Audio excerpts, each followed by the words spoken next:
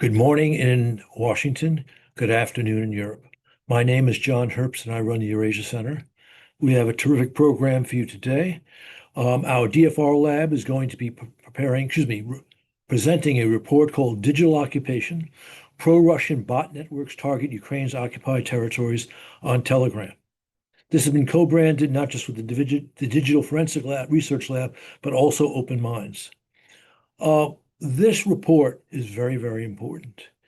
It talks about the ingenious and nasty efforts by the Kremlin to essentially wipe out Ukraine's identity, Ukrainian culture, Ukrainian language in occupied Ukraine, and the means which are ingenious and overwhelming, not overwhelming, but substantial, the means by which they do it. There's some irony in this, because Moscow, to justify its aggression, which began 11 years ago, not 3 years ago, talked about the repression, the alleged repression of the Russian language, Russian culture in Ukrainian territory, in areas where there was a large number of Russians, but large meaning 25%, 27%, never a majority. Now, that didn't happen. The Russian language was used freely, uh, but in occupied Ukraine, the Russians have made it a dangerous practice to speak Ukrainian. The Russians have destroyed, burned, Hitler style, thousands, maybe tens of thousands of Ukrainian history books written by Ukrainians for Ukrainians. And of course, they've used the Russian social media Telegram channels, which are very popular in Ukraine, as in Russia and elsewhere in the former Soviet Union, in order to remove vestiges of Ukrainian culture, Ukrainian language in occupied Ukraine. So with that, I'll turn it over to Deputy Sholigan to conduct this conversation with some truly eye-opening experts. Thank you all for tuning in, and I will back out. Thank you, Ambassador Herbst, for reminding us of the gravity of the situation. And thank you to my colleagues at the Digital Forensic Research Lab and Open Minds for your collaboration with the Eurasia Center on this report and discussion today. So we'll begin with our report authors giving us an overview of the report and the main takeaways, and then we'll turn to a panel discussion. After the panel discussion, we welcome audience questions, and you can pitch those to the panel at askac.org. Again, that is askac.org. So now it's my pleasure to introduce our authors of this really fantastic report, which is now up on our website today. So we've got Irina Adam, a research associate at the Atlantic Council's Digital Forensic Research Lab, Meredith Furbish, visiting researcher at the Digital Forensic Research Lab, and Yulia Dukash, head of disinformation investigations at Open Minds. Now I'll turn it over to our authors. Thank you, Shelby.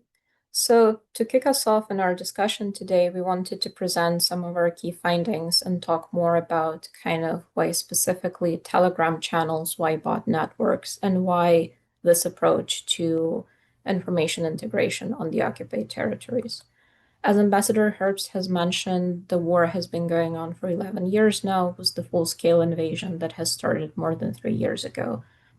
Some of the territories have been occupied for those full 11 years, while some are entering into a new occupation phase and have been occupied at the start of the full-scale invasion. With this, Russia is facing a task where, outside of just occupation, it now needs to start bringing regions and integrating them into the larger Russian infrastructure, not only the administrative, legal, or kind of infrastructural, but also into the infrastructure of their information space. They do it by trying to create a tailored and easily controlled information environment in the occupied territories by limiting access of the populations on the territories to outside information, and at the same time by giving them access, very easy and very accessible channels that provide them with information that has been tailored by the Kremlin, that has been handpicked kind of by the Kremlin, and that tells them exactly what Russia wants them to think. In this case, local information space management is informed by Kremlin's priorities. It is managed on the ground, but it is ultimately still serving the larger Russian goal of integration of occupied territories and promotion of the larger meta-narratives. In part, this is done through fragmentation and appointment of local officials, which can then help curate local channels on the ground, can help curate local media, and also help interact with the so-called local bloggers and influencers, which outside of providing kind of the more entertainment content that we are used to, are also espousing Russian and Kremlin narratives. In this case, we see the messages coming in through all of the kind of media channels that we can think of when we think of media. So it's traditional media, it's official messaging from local officials, but also from the Kremlin that is getting through onto the occupied territories. But at the same time, it's a very active use of social media. The more traditional channels, such as messaging on Facebook and Instagram when it's still available through VPNs, but also the more tailored Russian channels like Kontakte and Telegram. Telegram in particular reaches populations in occupied territories through official channels, through kind of individual channels of influencers, of local bloggers, but also, and what is more underhanded and kind of more interesting in our case, is that the messaging doesn't just reach people through official posts. It is also reaching people through comments and discussions that are happening under said posts. So getting them in numerous directions. And my colleague Meredith is now going to tell you more specifically about why Telegram comments are so important in this case. Thank you, Irina. So as Irina discussed, Telegram comments are part of a much larger strategy that Russian actors are using to target audiences in the occupied territories in Ukraine. But we chose specifically to focus on automated comments as an aspect of computative propaganda, drawing particularly from existing literature focused on crisis communications and computational propaganda. We're exploring through this report the role of social media comments in an occupied territory in a moment of crisis as a tool to control the perception of a population, particularly their perception of their own opinion and consensus. We drew particularly heavily from a book by Dr. Samuel Woolley of the University of Pittsburgh titled Manufacturing Consensus, Understanding Propaganda in the Era of Automation and Anonymity, in which he argues that one of the major tasks for modern propaganda is to manufacture this perception of consensus in support of the opinion expounded by the producers of said propaganda. In this case, that is the perception of general consensus in occupied territories in favor of administration and ongoing occupation by Russian authorities. Looking at similar literature from crisis communications, there are several studies that indicate or that support the proposed theory of the spiral of silence, where you have populations that perceive a majority opinion to be in a certain direction, but then discourages people from expressing dissenting points of view. So in addition to creating the perception that everyone agrees with this, it also discourages people from saying, oh, I actually don't agree. I don't want to be occupied. Likewise, it can encourage people who actually do want to be controlled by Russia. It can encourage them to speak more vocally or post more vocally in comments on different channels. There's also evidence that in times of crisis, social media comments can be particularly influential. One study from the Journal of Contingencies in Crisis Management found that in the context of natural disasters, for example, or in the context of a chemical spill created by a certain company, users who encountered social media comments supporting that company were more likely to assign less responsibility to the company. And this can be particularly useful when you consider the assignment of blame for a drone strike or death in a certain territory, whether social media comments can be influential in how people perceive those events and who is responsible for them, is also an important aim when we consider the use of comments in territories where a war is ongoing. There's also the practical element of the use of comments. Rather than developing a whole social media persona and building an audience for a channel, a specific commenting bot is a disposable asset. So Russian authorities can produce hundreds, if not thousands, as Yulia will be discussing in the next section, of these accounts, and delete them very quickly, replace them very quickly. But they're still able to access a large audience by exploiting existing audiences on popular channels. In this way, it's a much more practical approach to targeting audiences rather than developing a larger asset. And with that, I will turn over to Yulia to discuss her very comprehensive work studying the actual activity of these bots on the ground in the temporarily occupied territories of Ukraine. Thank you, Meredith. Let me continue with the scale of this very specific and quite big Russian operations. So we identified over 3,600 bot accounts and Telegram channels connected to the occupied territories of Ukraine. And these accounts posted more than 300,000 of comments, and that's only in local occupation-related channels.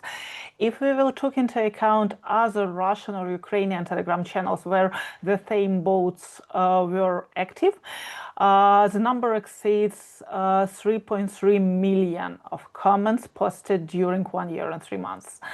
And what's striking is the volume and variation of this activity. We identified over 100,000 unique comments made possible actually by the use of the large language models. And this allowed bot operators to flood conversation with messages that looked different on the surface, but carried the same underlying narratives. And across these comments, we identified 69 different themes, from accusations that Zelensky kills his own people to praise for Russia's international alliances. But I will continue with main topics a bit later, but let's continue with some indicators that helped us identify these bots. So we are sure that we are talking about bot-like activities just because of some most obvious things like odd or inconsistent profiles, some random characters in their usernames, or, for example, mismatched profile photos. So one of the greatest examples you can see on the slide. And they were posting frequently and consistently. About 84 comments per day on average, almost every possible day when those accounts were active and existed on the platform. We also observed distinct waves of account removal, suggesting that Telegram periodically deleted inauthentic users, but these removals were short-lived victories. And new accounts, they appeared almost immediately, and you can see some of those waves on this graph on the slide. And I would say that the strongest signal wasn't how often they posted or their profiles, but the strongest signal of inauthentic activity was what they posted. And these accounts were built to post very specific narratives, to deliver narratives to different audiences. And the goal wasn't conversation, it was to compress a clear propaganda message into a short comment and repeat it in different wordings. As a result, their messages tended to be longer than those of real users. But let's not go too deep into the mechanics. You can find more about methodology of bot-like activity in our report. But what really matters is what these bots were saying and how their messages evolved over time. So the bot messages fell into three quite broad categories. The first one is positive propaganda promoting Russia and its government. Local authorities or Russian governance, we saw different topics in the whole data set. The second type were hostile and anti-Ukrainian or anti-Western propaganda, including narratives that portray Ukraine as a failed state, one of the favorite Russian narratives. Personal attacks on Volodymyr Zelensky. Actually, Volodymyr Zelensky was one of the most popular people mentioned in the comments. And, for example, accusation of terrorism or Ukraine as a puppet of abstract West. And there were also quite small, but still presented small part with neutral messages. Sometimes we saw like emojis only. That's why we know that these bots, they try to look like real humans, to pretend that they're real humans, to be more influential. And sometimes we saw also some topics around horrors of the war, or, for example, about peaceful coexistence of nations. And that wasn't just propaganda, it was a campaign to normalize the occupation, to present life under Russian control as peaceful, organized, and I would say even desirable. And these bots were also quite responsive. Their activities increased around key dates, for example, Putin's re-elections or terrorist attack on Crocus City Hall, Trade Center, or start of the Ukraine offensive in Kursk region. And their messages, they shifted accordingly. It means that they can adapt their messages quite quickly according to very specific dates and events. And what is also important that when we compare the content of these same bots in occupied channels versus Russian channels, where those bots were also presented, we would see that pro-Russian narratives appeared almost twice as often in the occupied spaces. It means that for them it's much more important to show Russia like a great country to live in, to be the part of it, than promote anti-Ukrainian narratives on the occupied territories. And the next slide, please. Yeah. And finally, I would say that these bots, they are getting better. They really like mimic real user behavior. They post during day at quite reasonable intervals. They try to react to context. They like pick up on keywords and tailor their tone accordingly to very specific conversations. And when account get deleted, the new one appears almost immediately, as I already said. So this game of whack-a-mole, whack-a-troll, whack-a-bot, it is still presented. It is still a big problem for us to defend our information space, for example. And because they now use large language models, their messages are not only harder to detect, they're also more persuasive. They can adapt tone, reuse structure, avoid repetition, and sometimes even craft emotionally strong, emotionally engaging, or similarly sincere arguments. And most bots, as I said, they avoid to be under our radar, but there were some exceptions. And for example, on the slide, you can see the chart of one bot activity, one account which existed for 1 day only. But during this 1 day, this account posted more than 1,000 comments in 60 channels on 40 different topics. For example, you can see on this chart like anti-Ukrainian, pro-Russian topics, which were posted almost simultaneously.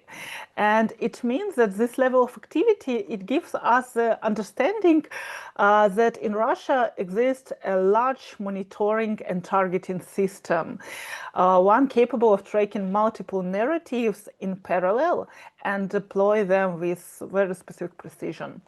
And these bots for today, they're not only spamming with some repetitive narratives, but they are strategically deployed, increasingly adaptive, and built to some even more to become even more effective with some amount of time. Of course, for me, it's not like comfortable to I idealize these techniques, but we need to understand that we should not underestimate the danger from such kind of operations. And at the end, I would say that it isn't just like a bot network. It's a big narrative infrastructure built to control what different people believe is normal in a not so normal reality, such as situation of occupation of big territories by Russia. Thank you. Thank you, Yulia and Meredith. With this, I'm gonna kick it over back to Shelby for the panel discussion. Thank you so much to our authors, and congratulations on what is truly in-depth and disturbing but fascinating. And so thank you for your overview of that. And I highly recommend our audience go check out the report on our website as well. There's some cool features like an interactive word cloud, and you can look more at some of the charts as well.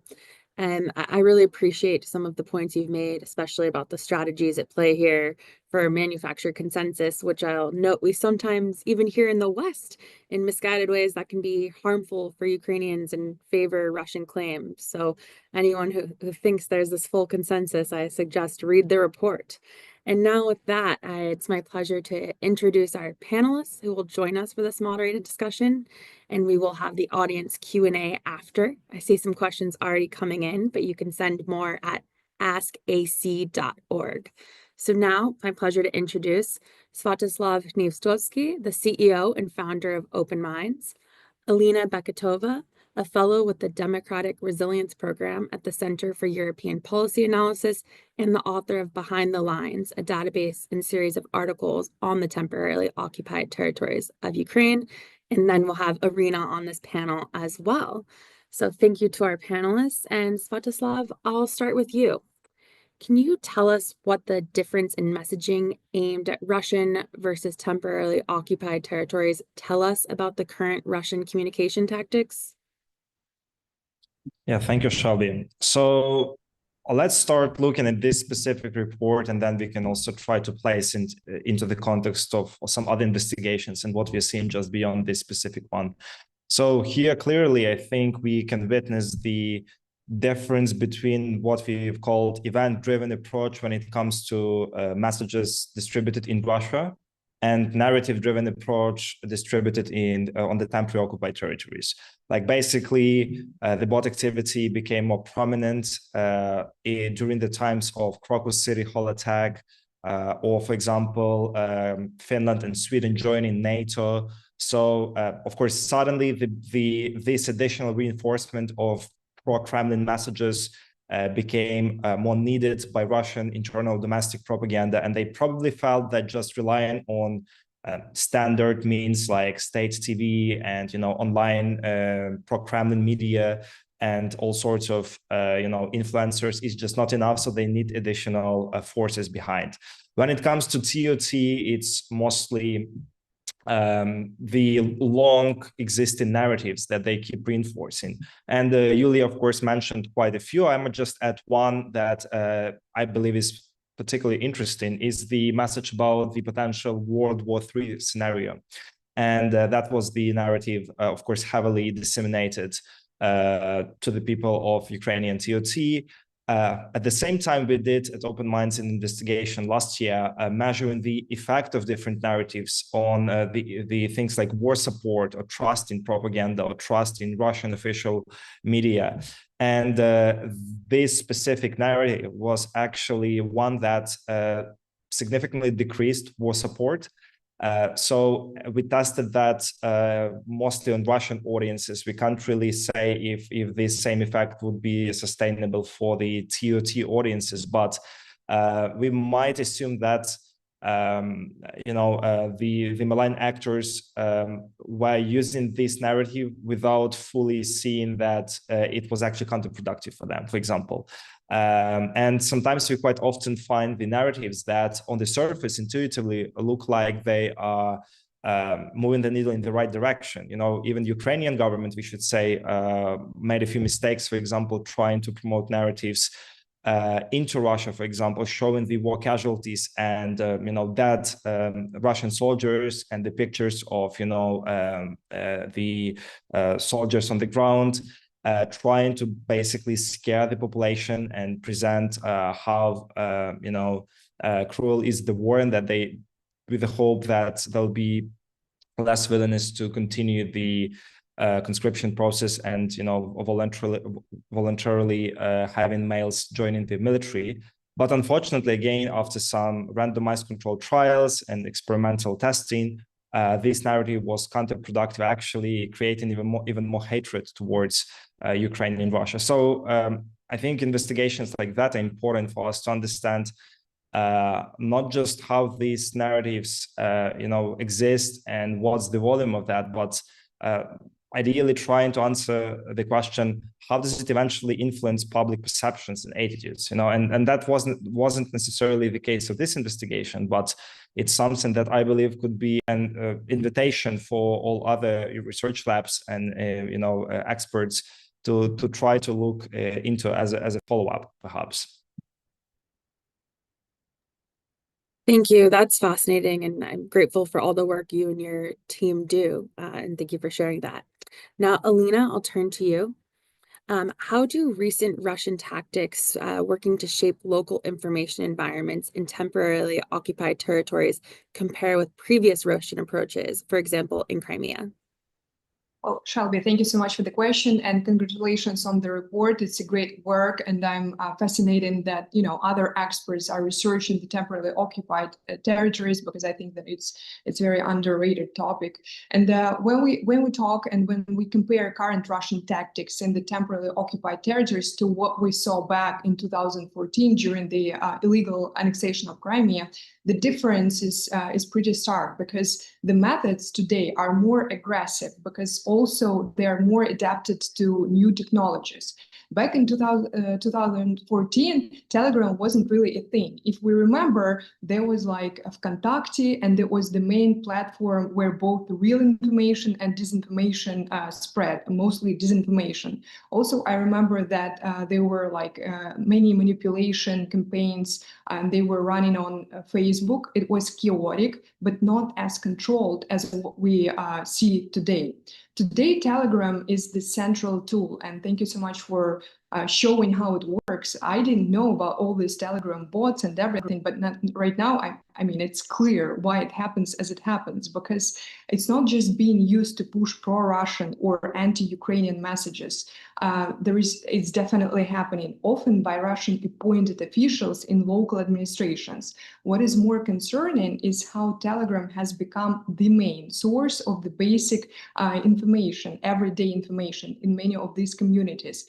I've spoken with people in occupied areas, and many of them say that they don't even trust these Telegram channels, but they stay subscribed because it's the only way to know what's happening in their town. Unfortunately, it's sad, but this is literally no other option. Yes, Ukrainian websites are still technically accessible, but usually only through the VPN. And to install VPN, you have to understand how to install VPN. And I remember I've tried it myself many years ago in Crimea after illegal annexation, and many Ukrainian websites just do not work. I don't know how the situation is right now, but I'm sure it's even worse. So in contrast to Crimea in 2014, what we are seeing now is a much more aggressive and closed information environment. And Telegram plays a central role in that. It's not just about messaging, it's about cutting people off from all types of alternatives. And this is very disturbing. Thank you, Alina. Irina, expanding on that, so given that occupied regions have limited access to Ukrainian media, how effective can this Telegram bot network be in shaping local opinion? And can it reach unoccupied territories and also have an effect there?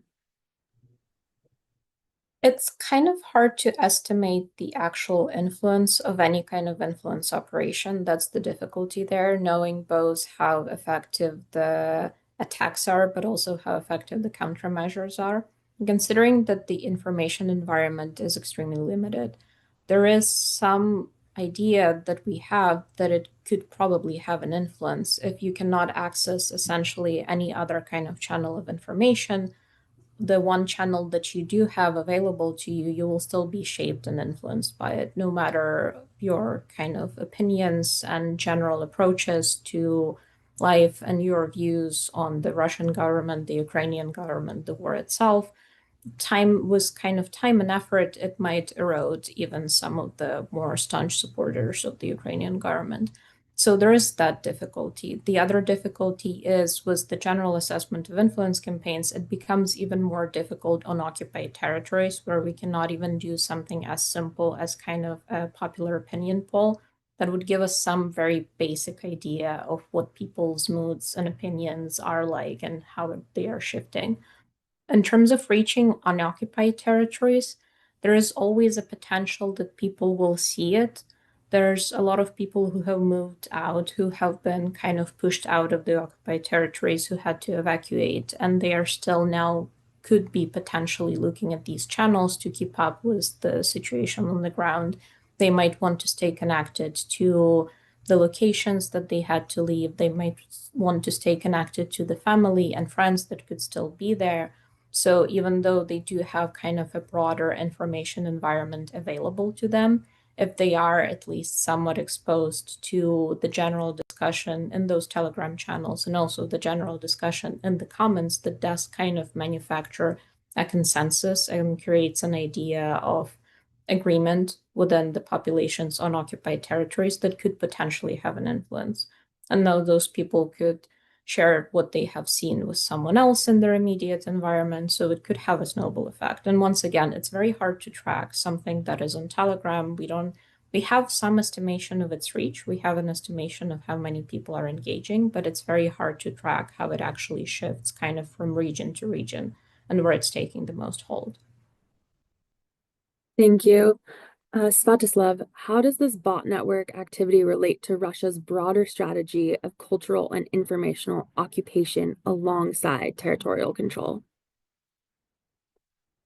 All right. So I think we should definitely consider the changing context of media consumption, and particularly there was this unique opportunity window when we see the decrease in consumption of state media and TV and more traditional kind of media, including some news aggregators, websites, and local newspapers, for example, and shift towards, of course, digital channels across all sorts of segments of the audiences.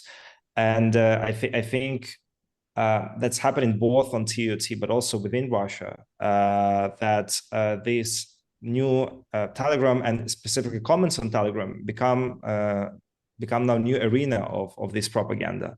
Why comments are so powerful? There are a few reasons. The first one is that, as it was already stated, it creates this perceived consensus effect. Basically, people are seeing that it's not just a specific authority figure that is communicating a message, but actually the general population, allegedly, that is picking up on the message, right? That's first idea. The second is more technical, I think. And it's about the fact that Telegram works in a way that even if they ban or delete a specific account, the comment is still visible, actually. It will just be showing that the account was deleted, but the contents of the comment will be still visible unless the admin of the group actually deletes the account from the chat or from the group, from the news channel. So technically, it actually creates this situation where you can flood the information environment with these comments. Even if the platform detects it, you still have some sort of consistent effect and long-standing messages being put out there. But also it's the question on cost eventually. So we can try to run some very simple calculations. For example, we know that during the peak of Olgino troll farm, they employed, let's say, a few hundred people. The average salary was, between $650, some estimates up to maybe $1,000 later for Savushkina troll farm. And we know from some investigations and reports that the humans, basically human commenters, typically will do between 50 and 100 comments per day of the high quality. Yeah. Interestingly, this investigation shows that the bot accounts do very similar amounts of messages on average. So it's 84 comments per day on average. The median is even lower, it's 50. But it's not because they're not capable to do more. It's because they actually understand that doing more would most likely increase the chances of the account being banned. But at the same time, if you look at the cost, if you employ humans as a troll farm, basically, it costs you on average maybe 0.5 to $1 per one comment generated. With this new technology and automations, and especially LLMs that could basically make all the messages unique, the costs are tenfold, if not more affordable, and you don't have all of this operational hustle to run, right? And that's the shift we are seeing basically only in the last year or two with the advent of Gen AI and LLMs that are being capable of generating this content, and especially since very recently, because even early 2023, 2024.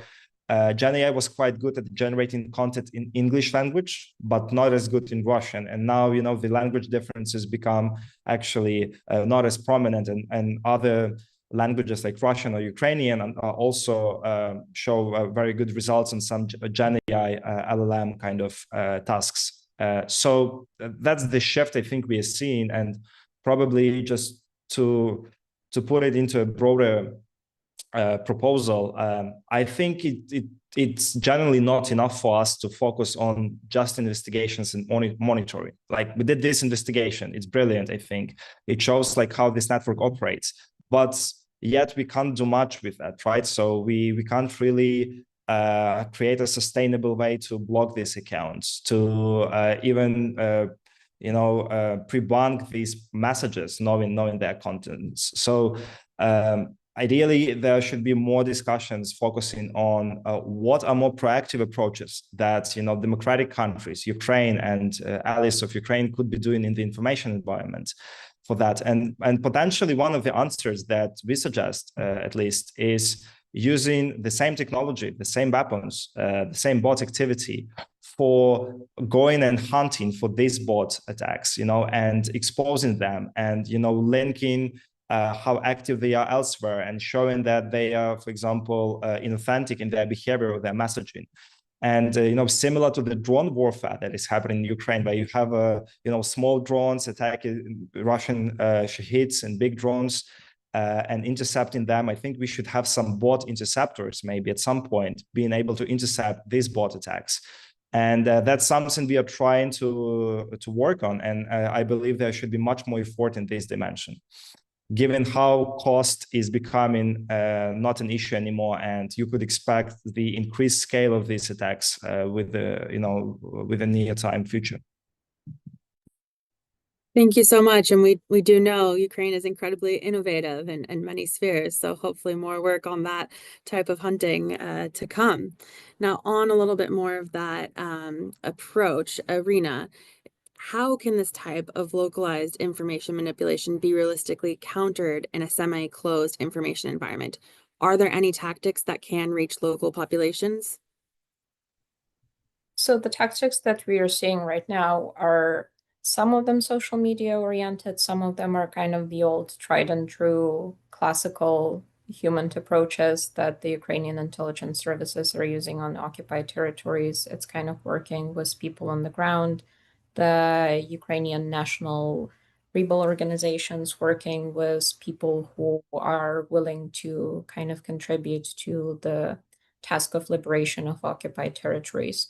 They obviously have a lot more outreach. They have the ability to talk to people physically. They have the ability to post flyers, to kind of create and promote actual physical material that is much harder to destroy. You can catch it, you can kind of destroy it, but it's very easy to print it back up, and it's much harder to trace it back to the original person.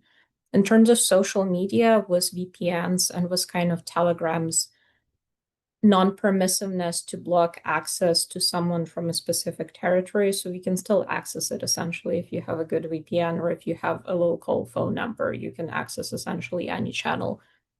It's still possible to engage people on the ground. It's possible to talk to those same people in the comments, to respond to the bot comments if someone sees them, but it has to be a very kind of organized actual population outreach. It's a little harder to do it extremely targeted. It's, I think, probably easier to reach out to mass populations and asking for a larger scale campaign to kind of bring awareness to people in occupied territories. It's really difficult.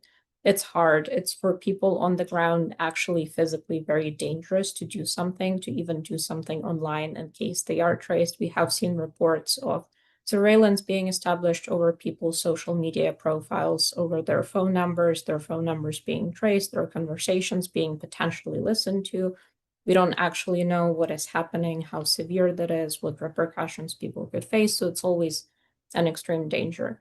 For someone who is now on an unoccupied territory, if they do not have any relatives, any friends in the area, it's kind of harder to trace. There's also obviously always some dangers associated with that. There's doxing, there's kind of leaking of personal information, but it's much easier to potentially go onto a local channel and try to reach out to the audience. That said, how effective that would be, it's hard to tell, because it's also very easy locally to counter by saying that this is Ukraine's influence operation. And we all know that we're kind of hitting each other with influence operations. So there's always some truth to that.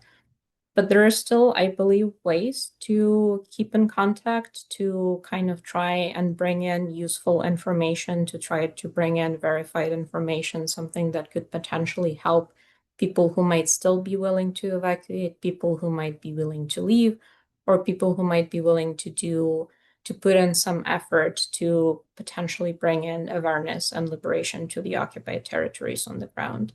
I do think that it will just be an extremely long and tedious process, and we will not be seeing results kind of momentarily. It is something that will take time and that will move slowly, but that will then potentially amount to something good and extremely useful.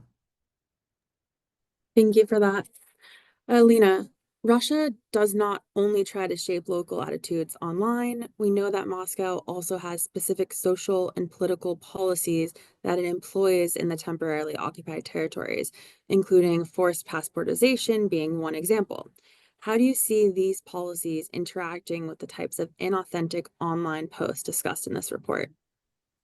This is a great question, Shelby. Thank you so much. And I'm still fascinated by, examples of how we can work and fight disinformation in terms of the war of the bot and all of this. I think Svetoslav and Irina, this is absolutely interesting, and we should definitely think about that. But if we talk about their policies and their efforts, we all understand that Russians' efforts they go beyond just online disinformation. What we are seeing is a much broader strategy, one that combines control over identity, daily life, and access to information.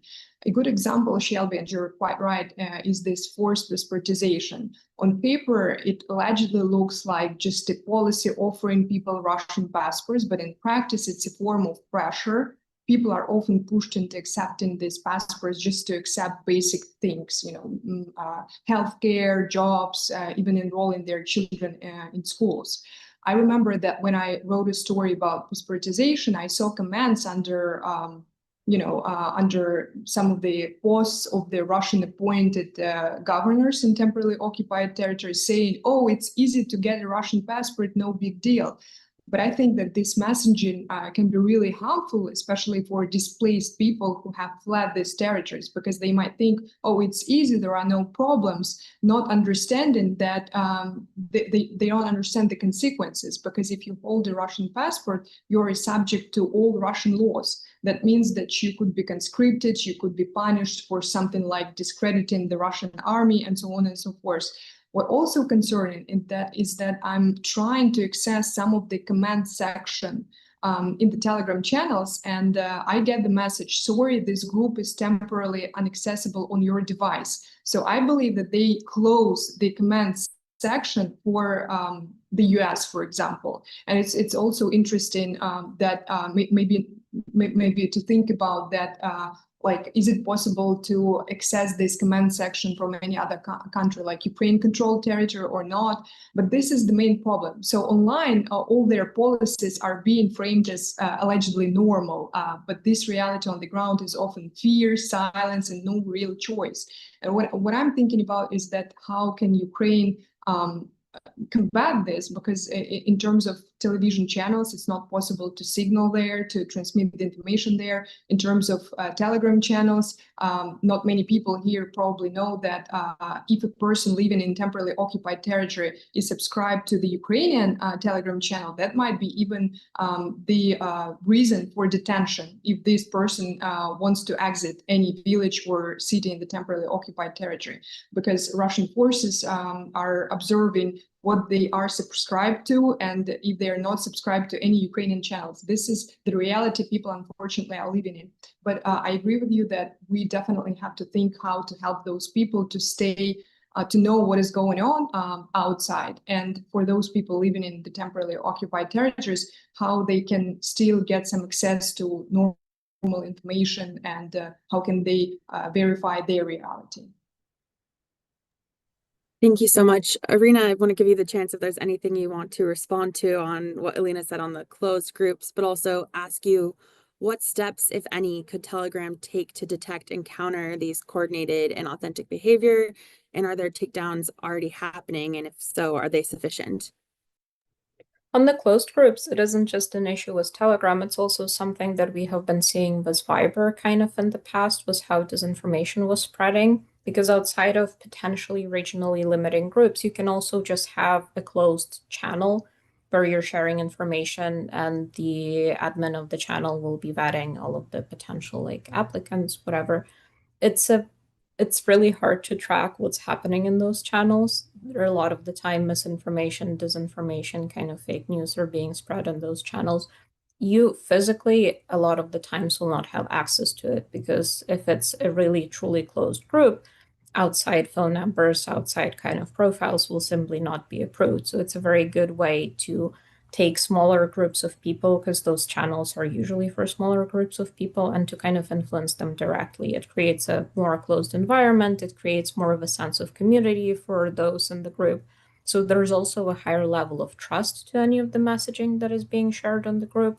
And that's an actual problem. It's a problem for Telegram, for Viber, for WhatsApp in the past, although WhatsApp is not relevant for temporarily occupied territories. But yes, that is a huge concern, and there's very little we can do about that specifically. In terms of comments under public channels and under public posts, however, Telegram does, as Yulia has briefly mentioned, take some of them down, or at least they disappear, and we can kind of allege that Telegram is taking them down. It's technically speaking in the best interests of a platform to remove bot activity, because extensive bot activity promotes bad health of a platform. It leads to kind of less organic engagement in general. It's kind of harder to push advertising, harder to sell products, harder to sell some of the premium features, which is essentially how all of these social media platforms make their money.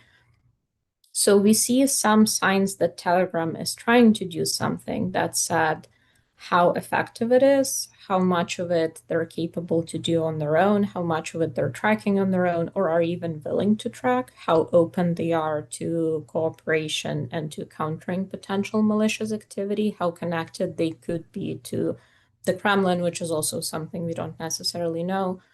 But also how physically capable are they for countering bot activity coming from Russia, coming from actors that have a lot of resource and a lot of ability to just essentially keep remaking accounts and keep pushing the same agenda. How realistic is it to do it in real time? Do they have the actual technical resource for it? And that sadly is something we don't really know. Telegram isn't very open in sharing their kind of trust and safety features, or at least sharing them very publicly and kind of publicizing, talking about it in the open. I'm unsure about kind of closed door discussions.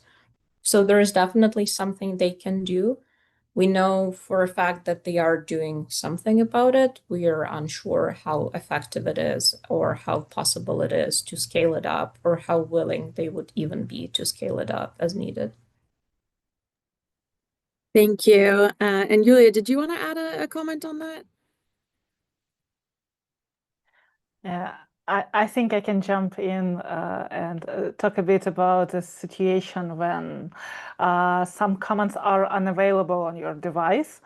And the real reason is not location. The real reason is quite often the policy of Apple and Apple devices. And if you use Telegram on iPhone or from your MacBook, in some cases you will see a situation when you try to open comment section, but they are unavailable for you, just because there are some bots presented who actually spread pornography or pornography links or something like this. It's not about disinformation, so its policy is not about protect you from disinformation, but it's policy to protect you from some, for example, pornography. And that's why some of Russian Telegram groups on occupied territories, their comment section are unavailable. But if you will take a look at them from Android device, you will see everything and you still can read everything. Or for example, if you will use Telegram, which was downloaded not from the App Store, but from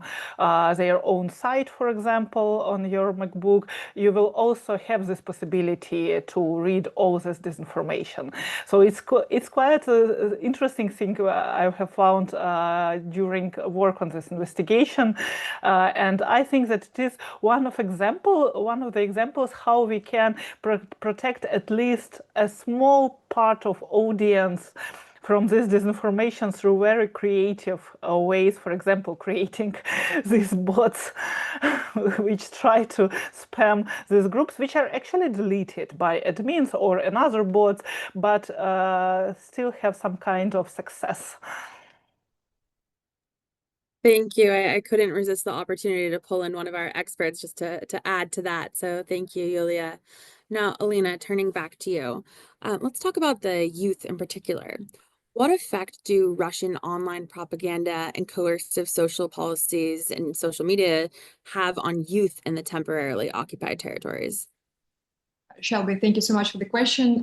This is a very important thing, and I think we can spend another, 30 minutes on this topic. It's just we don't have so much time, so I will try to be very brief. Unfortunately, we are seeing and we are having a direct and lasting impact on youth in the temporarily occupied territories.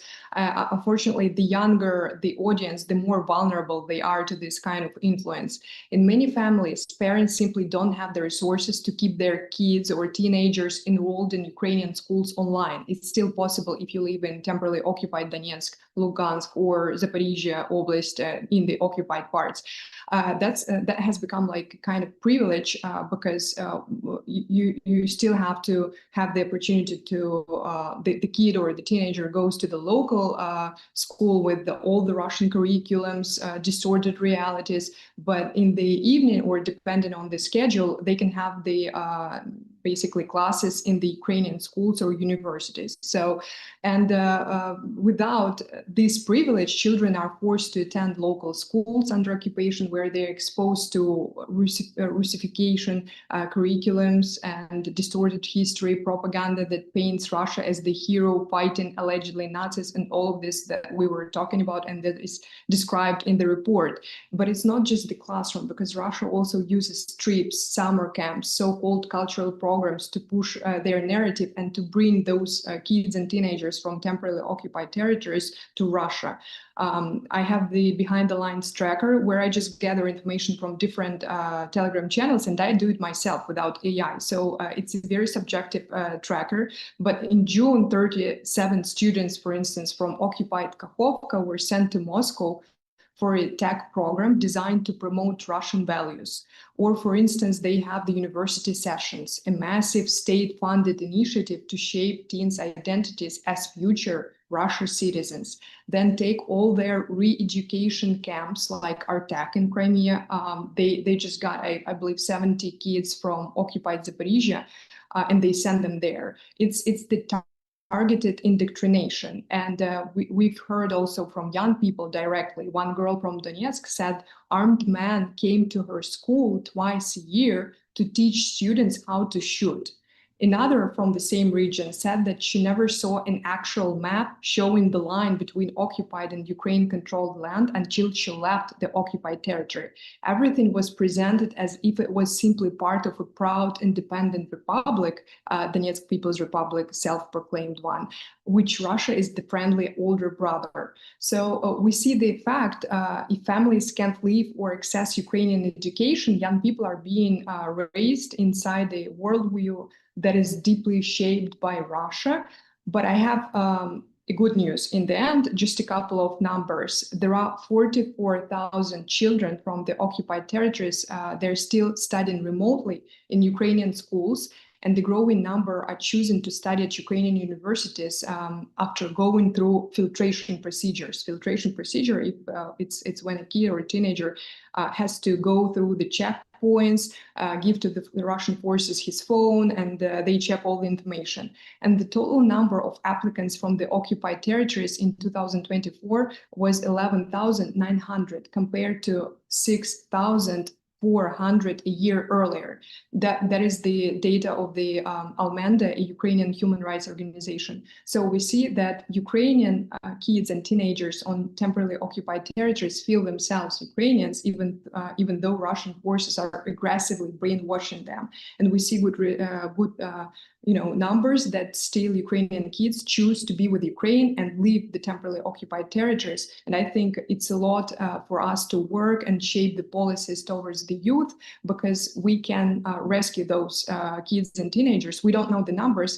There was the number that there are 6 million people living in temporarily occupied territories right now, with approximately 1.5 million of kids and teenagers. But this is the approximate data, because unfortunately we don't have the access and we can't verify the numbers, but this is the reality. Thank you. We don't often get good news in these conversations, so I appreciate that, and I'm glad to hear it. Got one more question for our panel, and then I'll turn to those questions from our audience. And again, that's at askac.org. So Svatoslav, you touched on this earlier, but is there anything you want to expand on about what role artificial intelligence plays in generating these bot comments we've heard about, and how you would compare AI generated messages to what's written by humans? Thank you, Shelby. So yeah, maybe just to add a couple of points. The first one is, thanks to the team here, we actually could see that bot-driven, potentially AI-driven messages differ in terms of length. So as opposed to, the human-driven messages, we see that they are twice longer, and it's most likely we can presume that they do it because they need more space to convey the narrative, but also they recently basically are becoming quite good in terms of giving enough variety. So it's harder for all sorts of detections mechanisms to say that, this is coordinated activity, unless you look at the activity of the specific bot. But I think there is one more reason why we should be concerned, and maybe it's a bit less intuitive. And the reason is the LLM bias that is created because of the content created by all these inauthentic activity. So if we assume that, let's say a significant percentage of the Russian language internet is misrepresenting reality in one way or the other, alternative Wikipedia articles, alternative history websites, all sorts of this inauthentic bot activity on Telegram or VK. All of this is being scraped by all of the familiar AI models to train them, including OpenAI and Grok and others, but also more importantly, the local ones, like, the models by Yandex, for example. And they are later being used to serve as an output, the answers to different questions. Like, for example, what's the history of Ukraine as a state, or who invaded Ukraine, in 2014? What happened in Donetsk and Luhansk? And suddenly you start seeing the answers heavily influenced by these inputs, by misrepresented factual reality. And the LLM bias is becoming a real issue now, because we are relying more and more in our search, not on just going through the list of websites and comparing data, but just trusting our large language models. And it's nothing different in places like Russia or people within TUT. They also have the very similar online behavior. And that's why I think it becomes even more important for us to consider the alternative fact-based communication, where we can insert also fact-driven messages back to the information environment to have some parity of volume and quality. Otherwise, yeah, we are risking basically just having very biased models when it comes to the context of the war, the context of Russia, history, especially if the search is being done in Russian language, for example. Thank you so much. I will now turn to the audience questions. All right, we've got a question from Dr. Joshua Stein. Throw this to either Irina or Svatoslav. So he says, thank you for the discussion. Does Telegram's ban on OSINT accounts run contrary to the platform's original libertarian approach to information? Is there a link between Telegram's management practices and the Kremlin's info war?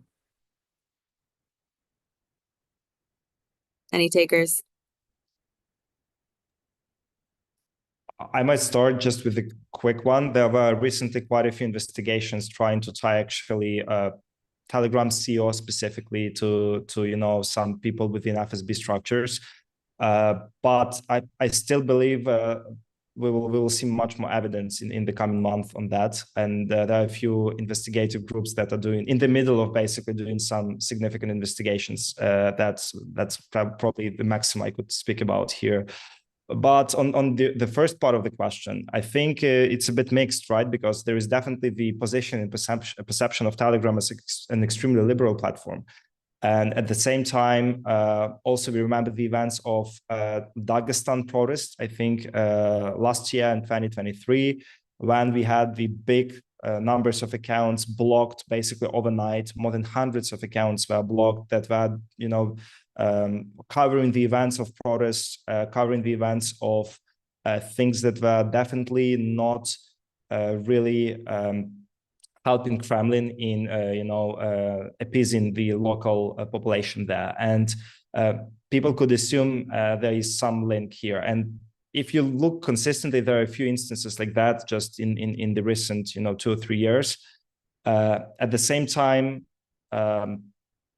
it's very hard, as Irina already mentioned, to really see the through line of these efforts. We know that actually sometimes it's not Telegram, but as already Yulia covered, platforms like macOS or iOS, basically Apple platforms that have more restrictions, and on the more infrastructural level, create more basically filtering mechanisms for the end user rather than Telegram itself. And some countries have also authority to block some specific Telegram channels, I believe through, again, quite often App Store directly and not just through Telegram. So it depends. But I think it's a big conundrum still as a platform, and there's a lot of inconsistency in the positioning of Telegram and what it really does.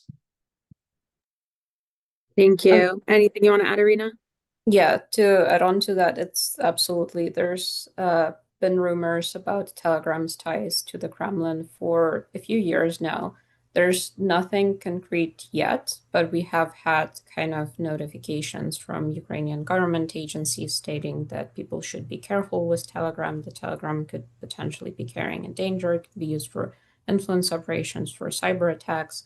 So it's not a fully positive platform. There are some concerns with it, even if just how actively it is used to be spreading Russian propaganda.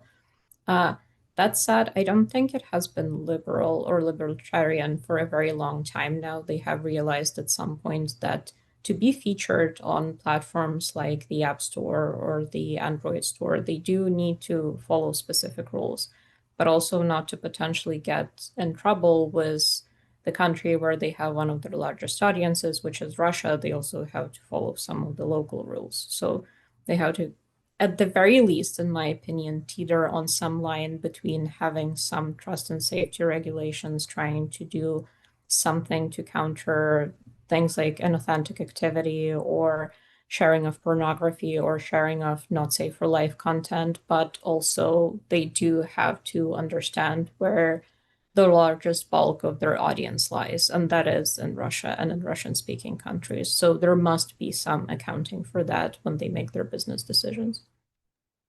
Thank you. And we've got a question not from our audience, but from a panelist, but I would second this. So a question from Alina is it safe to use Telegram? Sometimes we need to use it for research, and I know we have that question over on my team as well. Maybe for Elena. On my end, I would say as long as you use it with caution, it's fine. Perhaps not share any extremely sensitive information, but that's also, I would say, true for pretty much all social media, except for allegedly Signal, which is seen as kind of the safest platform around. And even Signal has been used recently to share phishing messages. So ultimately speaking, there's just no actual messaging platform or a social media platform that would be ultimately 100% safe. There always has to be some level of caution, but until there's notification from officials, I would say, saying that Telegram is 100% compromised, it's a completely dangerous platform. I think it's perfectly usable. It does help a lot of people connect. It's available kind of in some regions where other channels will be unavailable, like in occupied territories where they would not have access to WhatsApp, they would not have access to even potentially Viber. They obviously wouldn't be able to text because that would be traced immediately, but communication through Telegram could potentially be possible. Thank you very much. And I know it's used often in the government-controlled parts of Ukraine for monitoring incoming attacks from Russia as well. And so there's many uses for it. So thank you for that. All right. Question for Svatoslav from a German student. They say, in the context of evaluating the effect of Ukraine's campaign inside Russia to decrease war support, how do you conduct such an RCT in an ethical manner? Thank you. So there are a few ways to do that. There is basically the computer assistant survey, telephone interview, basically, yeah, that you could use to present the specific narrative with a fact-based story, and then do a follow-up call in a week's time, for example, and ask the question that would probably not be extremely direct, asking about war support, but be a good proxy. Let's say the question whether you would support a decision of your close friend or family member to join the military, let's say. And I don't want to go very deep into the methodology, but we have quite a few publicly open reports on the randomized controlled trials on our website, openminds.ltd.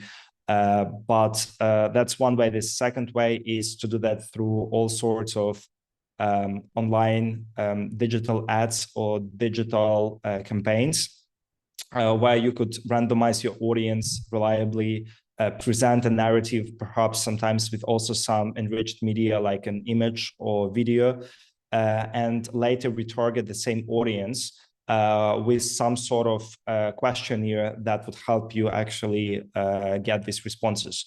So yeah, I believe this is the next kind of step in all sorts of disinformation investigations, because the big question is not just to see the attacks, but try to answer how much of an effect does it have on the specific subset of population, for example. And again, this is slightly a black box, but there are a few things we could do at least, to try to evaluate that, including narratives testing through randomized controlled trials, sometimes more qualitative approaches like focus groups again, and then doing some sort of triangulation between all these different research methods and trying to actually see, whether we should be troubled, because as I just presented, sometimes the adversaries, promote the message and narrative that is actually hurting them more. But on the surface, intuitively, looks extremely aligned with their position. So as the one probably related to World War III. And again, this thing it is changing over time. For example, in 2022, early 2023, we saw the big emphasis on the Russia-China cooperation, and there were many concerns of Russian population that China is now becoming sort of a big brother, and there are many dependencies of Russia, and basically the increased economic control and other things. So this was a narrative that actually decreased public support of the government and public support of the war as well. But interestingly, also the official state media and propaganda sometimes reinforced this message and trying to show basically the long-term cooperation of Russia with China. And there is a lot of probably also dependency in terms of context and how these messages are being presented and what is the sequence of messages again. So, social science is only partially science, and the thing that it has science in its name doesn't really mean that we can really fully conclude anything with 100% certainty. So while being very cautious of all of these results, it's still a bit of an indication where we should be looking at. Thank you. All right, Alina, we have a question from Alexis Rinkoff. She says, presenters shared that a Russian goal is to normalize occupation and portray that there's effective government. The longer the territories are occupied, is this normalization taking root more in society? What about in Crimea? Is it the question for me, right? Shelby? Yes. Okay, I mean, unfortunately, that's the reality. The more time we have the occupation, the more consequences we will have. And, in Crimea, I will tell you a few examples. When Ukraine liberated the occupied Kherson, people in Crimea were worried because they were so pumped and brainwashed by propaganda that they were afraid that when Ukrainian forces will get and liberate the peninsula, allegedly all the people living there will be detained. So this is the scale of the propaganda and brainwashing that exists, unfortunately, in territories that has been under occupation for already 11 years.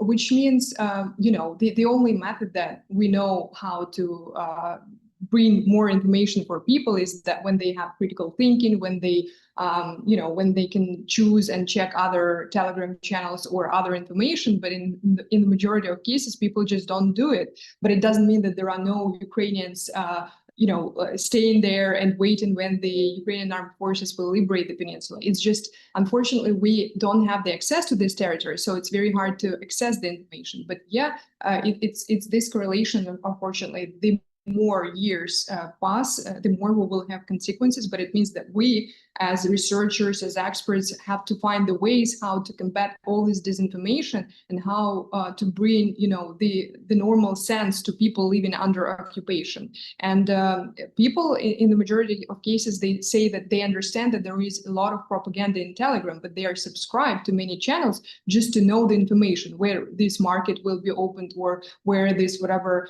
In many occupied cities, they have the shortages of water. So for them, it's essential to be subscribed to particular channels because they will be able to know when they will have the water. So it's just like a very simple example. But yeah, we will have to work more aggressively.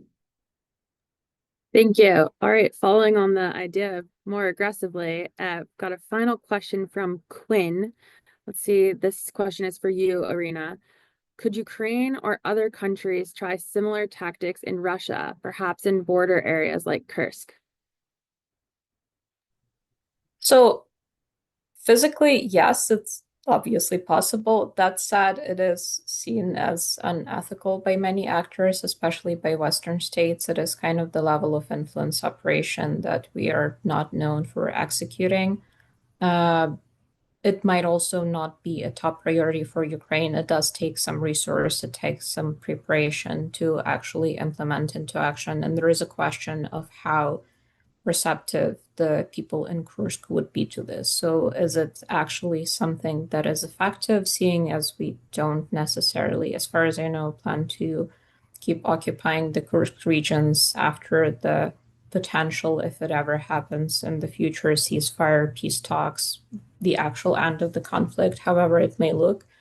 So it takes a lot of effort, takes a lot of resource. Russia does also benefit from having the occupying administrations on the ground who kind of have a better awareness of what channels people are actually using and can physically direct some people in smaller locations to those channels and to the use of those channels.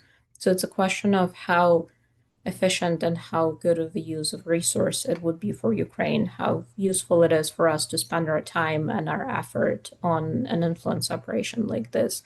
If we could be spending our time on kind of strategic communications that are used to share Ukraine's message abroad, to potentially communicate with partners, to show our activities on the ground, to show Ukraine's ongoing battle, and try to leverage more support in actual allied countries that are open to continue helping Ukraine and to continue helping Ukraine to lead to an eventual victory and liberation.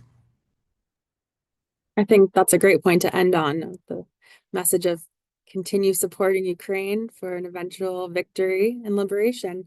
Thank you so much to our panelists and to our authors and to every partner involved in this event. Congratulations truly for such a in-depth and useful report. And thank you for working with the Atlantic Council on this. And to our audience, thank you as well. Stay tuned for more programming from us.